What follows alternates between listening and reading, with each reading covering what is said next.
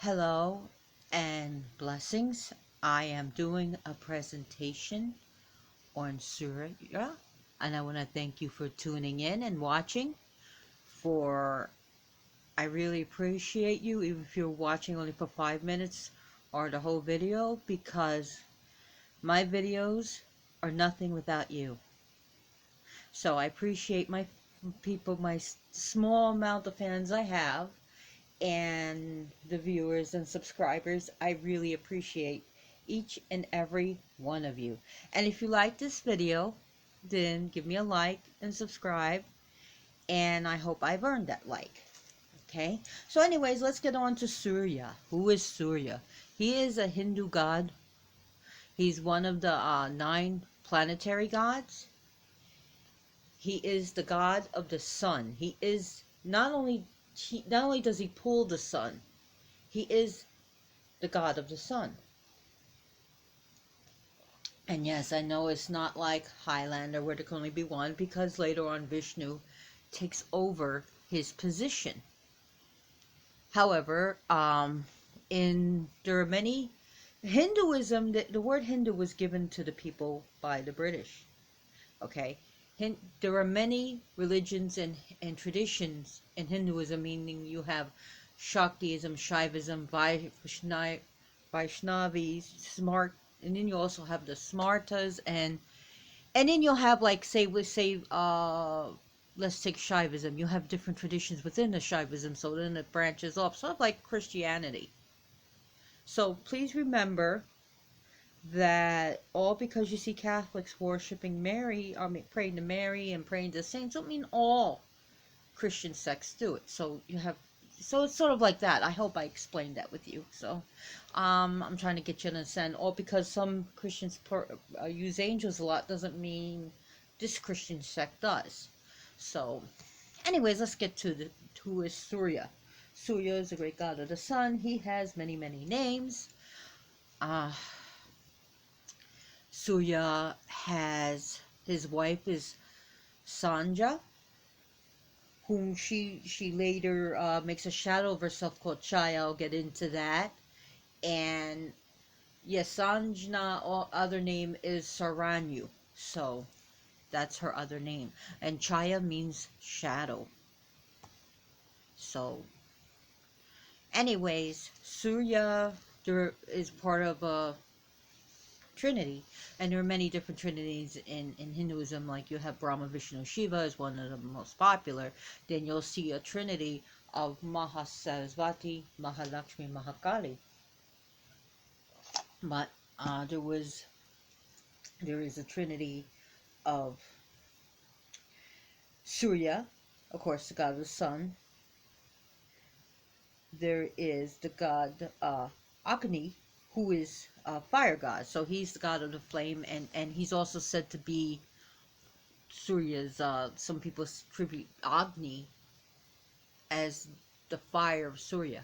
So that, so I'll get into Agni one day.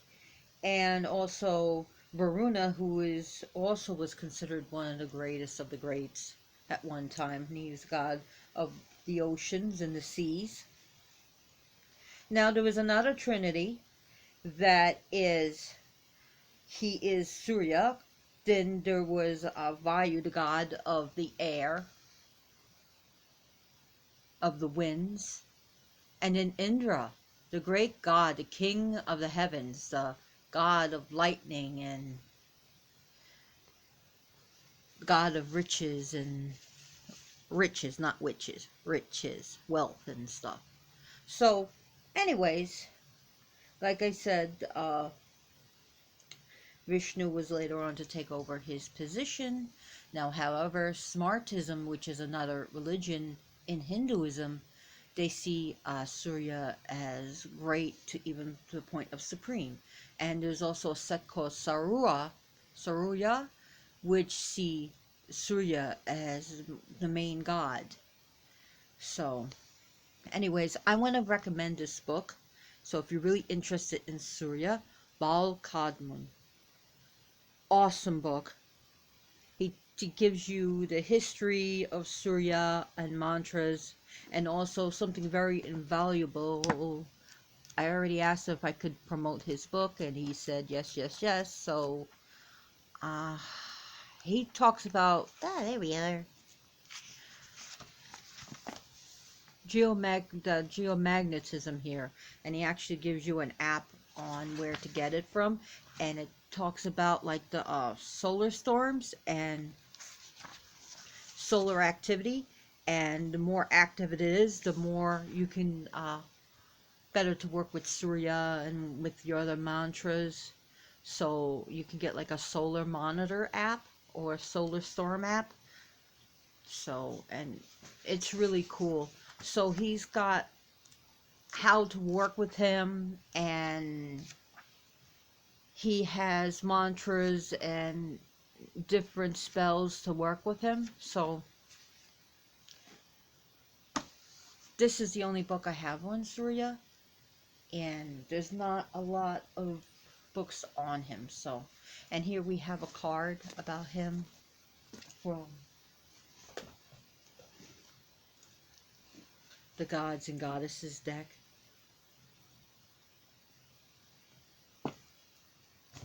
And it's absolutely beautiful because it shows the mantra and the translation.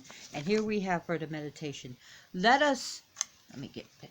Let us sing the glories of the sun god, whose beauty rivals that of the hibiscus flower. I bow to him, the greatly effulgent son of Kashyapa, who is the enemy of darkness and destroyer of all sins, and it tells you his blessings. So, Surya, I'm going to get into some stories, but I'm going to tell you that his gem, traditional gem, is a ruby, and his metal is gold. Now, this I have Indian sunstone. This also works good with him. It may not be as traditional, but it does work good with him. And this one comes from India. A nice big chunk. I have other big chunks of it. So, Surya has 7 horses. Or sometimes it's we see him with a horse with 7 heads. And what do they represent? They represent several things. But one of the things that a lot of people overlook is that they represent the poetic meters of the Vedas, of the Vedic poetic meters, which the 7 of them are Gayatri. That's the most famous, Gayatri. And Gayatri is also a goddess. Jagti, Trishtup, Anushtup, Ushnik, Pankti, and Brihat. Also, they represent the 7 chakras, the 7 major chakras. We have more than that. And some people will say the colors of the rainbow. Now, who is his driver? This is another deity. His name is, his charioteer, his name is Red Arjuna. Red Arjuna is the god of the dawn, the morning light, and he's his charioteer. This is not the same Arjuna that you see with Krishna. This is Red Arjuna. Now, you're going to see some his things that are associated with him. One of them is a lotus. Sometimes he's holding a lotus. And when he's holding a lotus, it will always be open. It will never be closed. Okay? And the open lotus represents the sun. So, the lotus has a lot of meanings to it. If you look at every part of the lotus, like the stem that goes into the water represents that life comes from water, and life uses water, and that like the leaf will represent the earth that is fertile, and like the flower itself will represents the goddess's lap, and if it's a bud it represents purity or even virginity in the literal and figurative, literal and figurative meaning. So if you look at northern India, it will be an open lotus, and southern India, they like to have a closed lotus. So yeah, the open flowers represents the sun. And if you look at the disc itself, represents the sun itself. So he's holding the sun, but it's also that of a weapon, and other deities will have it. So it also represents chakra. So also he holds a conch.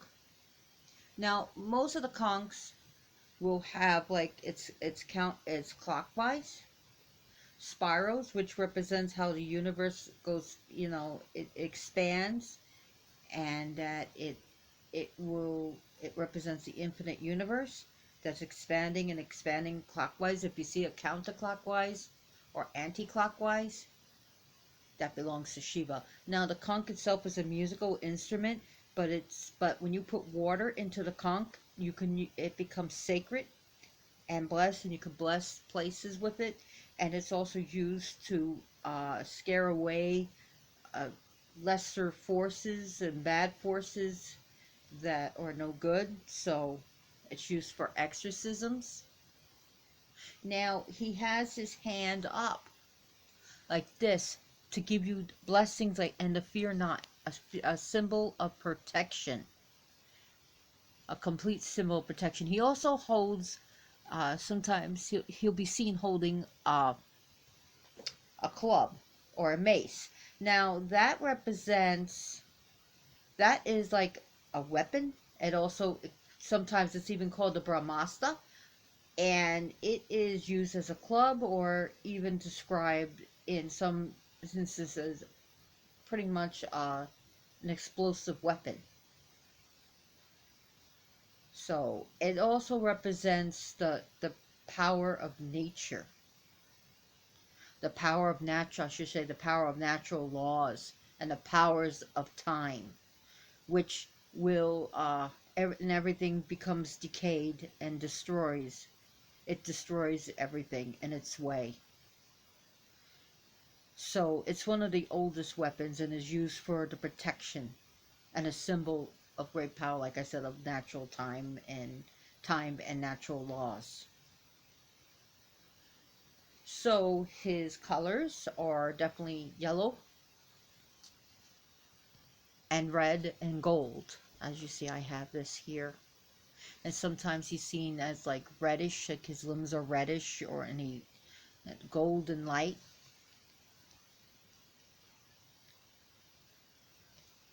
So Surya is the sun. I mean, he is the sun, but he's also the sun, depending on your sources and your religion and Hinduism, your tradition. He would be the son of Brahma, and the son of the goddess Aditi, which is, Aditi is the goddess of infinite heavens, and the Brahma is creator. He is the created god of Brahma, Vishnu, and Shiva. He's the god of life and creation. Sometimes he's seen as the son of Deus and Aditi. Deus is a sky god. He's sort of like a Zeus figure, sort of. I'm not saying they're the same. I think it's Dyaus, Dyaus, and Aditi. And in other sources, says that he's actually the son of a sage, and the sage is Kashyapa, and again the same mother, Aditi, where Surya actually takes one of the name Aditya.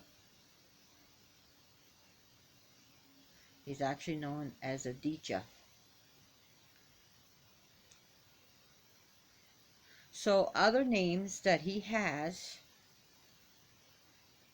is Mitra, which means the friend of all living things. So he's a friend of all things that are living. Aditya. He is also Ravi, which is the bright one, the shining one. He is the Bonvi, Bonve, which means that he gets rid of darkness. He banishes darkness, he banishes um, any shades. And he's also called Pushan, who he is the one who nourishes things and brings life to things. So his wife, and the one that fell in love with him and that he was married to, was Sanjna, who was also called Saranyu. And also, she makes a shadow of herself because, which is called Chaya. So, and he has children by both. And also, he has children in when Sanjna becomes a white mare to escape his heat. So, anyways, let's get into a little bit of stories.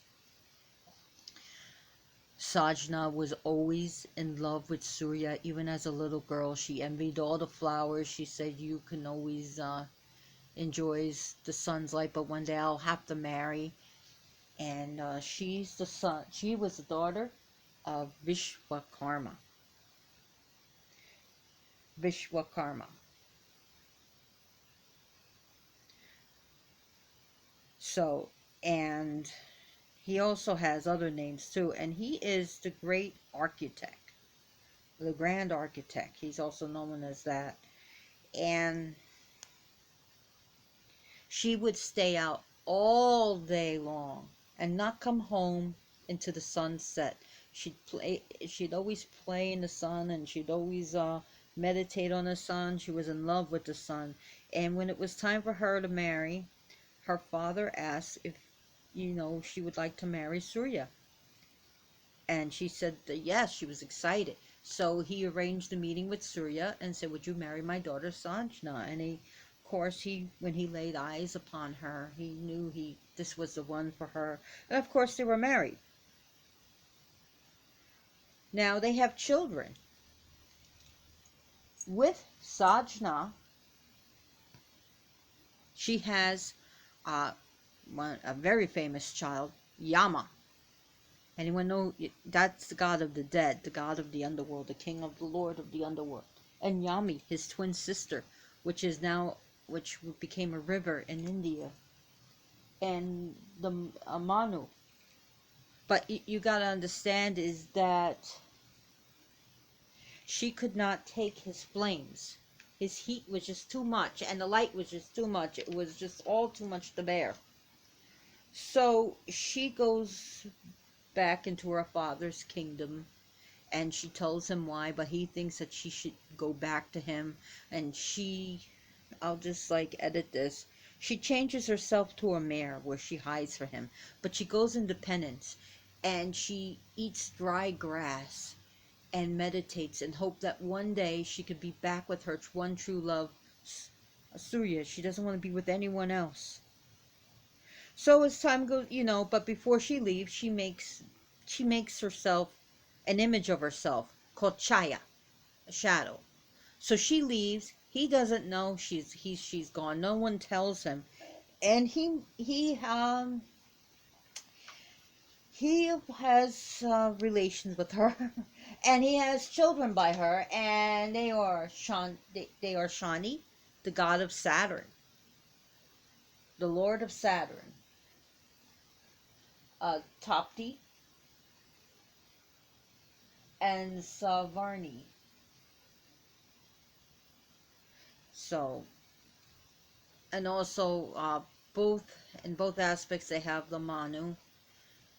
Anyways, he did not know, but Yama started to suspect something because he saw that Chaya loved her children, her the other the other children, Chani, Tapti, and Savarni, and her other children more than they love Yama, Yami, Manu. So he got angry, and he put his leg up as to kick her. And at this point, Surya's starting to suspect a little bit. But at this point, when he went to kick her, Chaya cursed him that his legs would fall off. And he ran to his father and told him what happened. And now Surya puts the dots together. And he did something where you've been cursed. However, since, Chaya is very powerful, what I can do is allow the curse to happen, but not your legs fall off, that some parts of it will rot and fall to the earth. And that the curse will be made, but yet it's sort of like, it's a difference between having, if you're going to have an accident, you're going to have an accident. It's a difference between being into a near fatal car accident or into a fender bender. So, sort of like that. So Surya went in search for his wife and found her as a mare. And he turns himself into a white mare and mates with her. And this is where she has the Ashvini twins. And the Ashvini twins, later on, if you read about them, they become the gods, the twins of surgeons and surgery and medicine and and, and all this good stuff.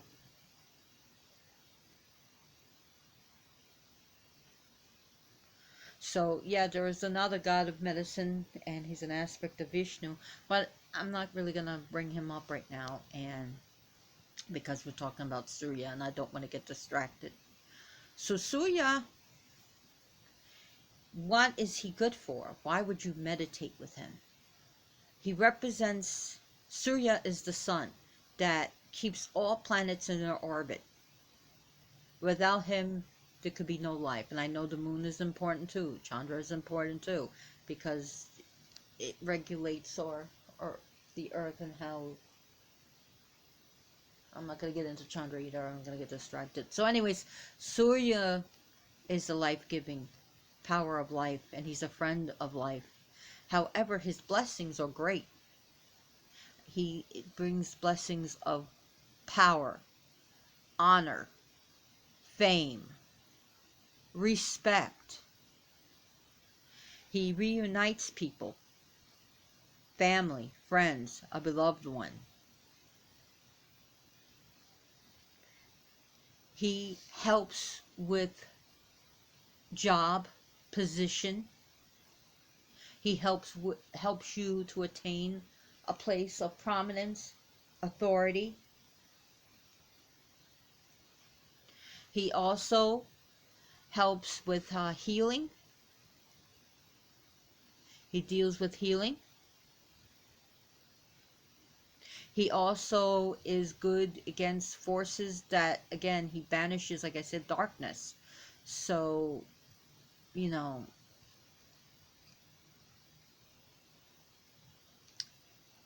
he chases away these entities.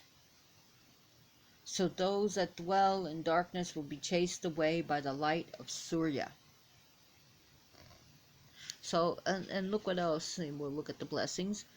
General vitality, like it even says right here. So let's read it here. Honor, status, like I said, fame, reunion with ones we love, freedom from disease and ailments, general vitality, respect and power.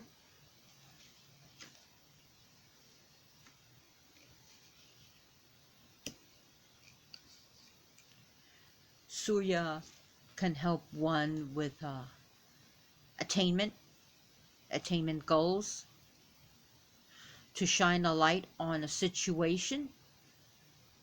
And if we look at Balkagman's, what he does for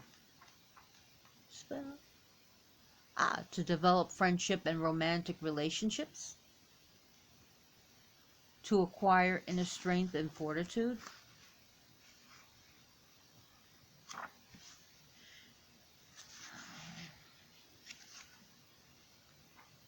to help with a goal, dispelling darkness from your life, for greater clarity and direction, for financial well-being, for new beginnings, for physical mental healing, self-confidence and self-esteem, for protection, for good luck, for wisdom, be it occult or mundane, the Surya Gayatri mantra, Okay, so those are some of the other things that he can help you with. And I do really highly recommend this book. You can get it as a Kindle or as a hard copy. So look for it on Amazon. That's where you'll find his books. So, idea for an altar for him if you want to build, or whether permanent or temporary. Definitely yellow candles, gold candles, red candles, candles that represent the color of the sun. Definitely fire is good for him. Those who are doing like types, sometimes when people fast or they're doing a worship of him, if they're really doing, you don't have to do this, but this is what some people do. On Sunday they'll do it, which is his day. See, I'm getting distracted. Okay, let's put that away. So anyways, what you want it for is for yellow, anything yellow, red, gold, candles, fire, rubies, even the gold jewelry, pictures of the sun, of course, white horses, a white stallion to represent him, the rainbow because it represents the 7 horses. You can also have sunstones or any stones that really call in the power of the of solar, like even fool's gold, which is iron pyrite. You can have rutilated quartz, which has these strands of gold in it. Usually will have gold and has other things in it, but that would be a good idea for him. Now the rubies can be raw or they can be cut gems, up to you. Conch, a disc that represents this lotus, could be real or fake, but it should be opened. Sometimes he's, uh, well, actually the club too. With a mace, you can have that as you see the picture right here. And you can see how his throne is. You'll notice the birds here. And this is absolutely very beautiful traditional picture of him. So let's look at this statue.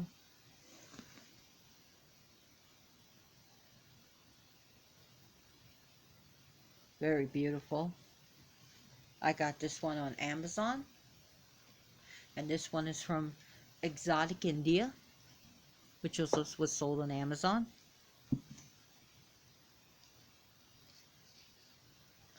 Now,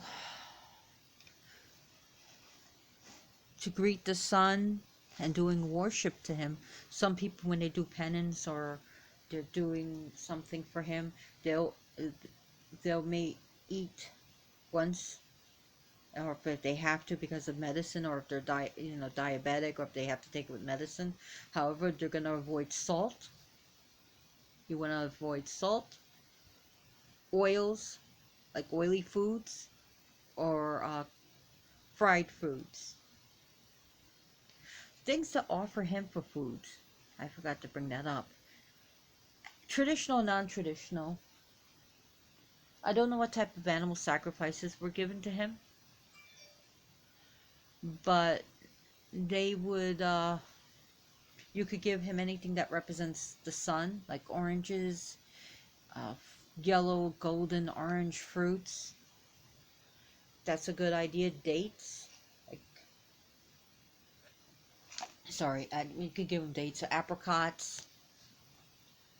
Tropical foods, because it absorbs a lot of foods. Like here we have coconuts and pineapples, bananas.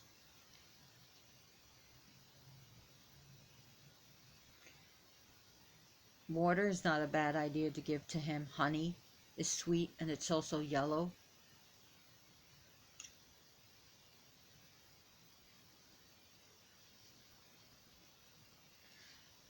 So those are just some ideas of what to give to Surya. So Surya,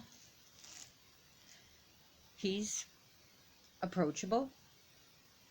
Oh, one part of the story of how she came back to him is that Vishwakarma, actually, I forgot to bring this up. See, I got distracted. Okay, so Vishwakarma is the father of Sajna, and he literally trimmed 1/8 of the light of brilliance off of him. Where, 1/8 doesn't seem a lot, but she was able to come back to him.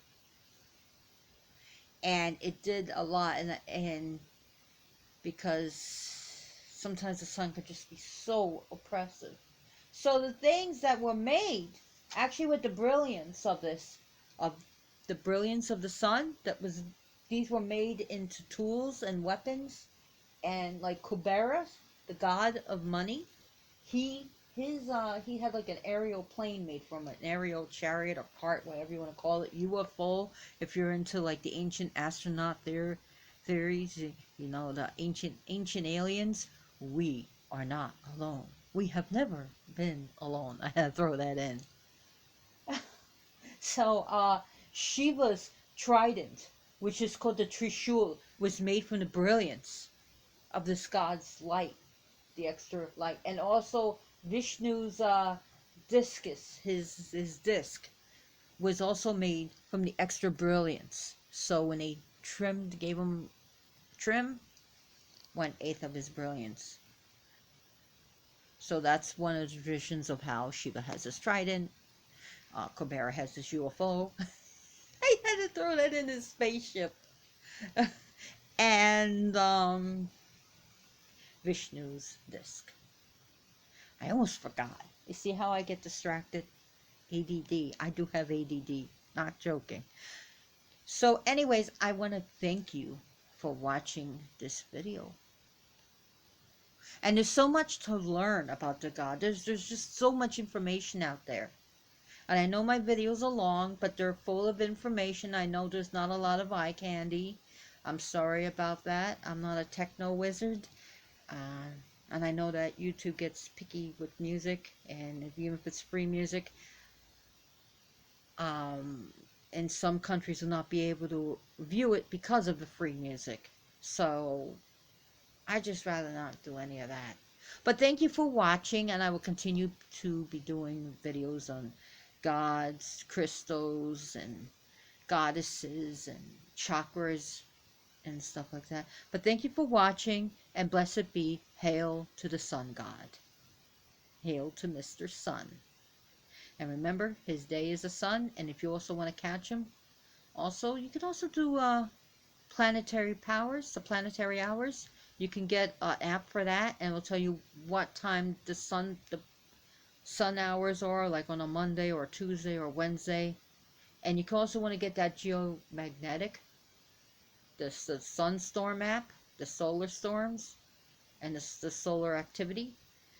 So also days of solar flares is also, when you hear about solar flare, you can also use that to reach him. But it doesn't have to just be Sunday, but Sunday is his traditional day. And thank you for watching. Blessed be.